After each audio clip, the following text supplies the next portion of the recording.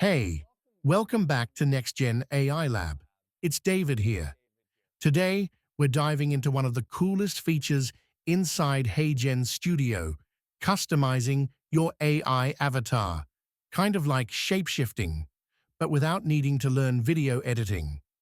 Here's exactly what I'm going to walk you through. How to swap avatars, how to tweak their style, how to frame your scene like a pro, and yep, how to remove that background clean and easy.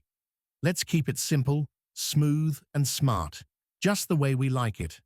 All right, let's dive in. First things first, you'll need to be inside the HeyGen AI Studio. Once you're in, click the Avatars button up in the toolbar. See those familiar faces at the top?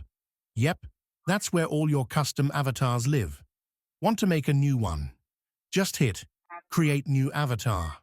Or you can choose from HeyGen's stock library of over 700 diverse public avatars ready to go.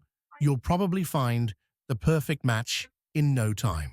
For this example, I'm going with one of my favorites, Annie. Notice how most avatars come with a few outfit changes, different poses, or backgrounds. Let's add a new scene and give Annie a fresh look. Now let's talk framing, real quick. Think of this like picking your favorite profile photo. You can go with standard zoomed-in close-up or even that trendy circular frame. Totally up to you. Choose what fits your scene best. Oh, and one last tip. Removing the background of any public avatar is ridiculously easy. Just flip the toggle and boom, background gone. Perfect for making your avatar not blend into any scene. You can do this for custom avatars too. If you have a creator, teams, or enterprise plan with HeyGen, make sure you enable background removal when creating them. And that's it. You're now officially an Avatar Pro inside.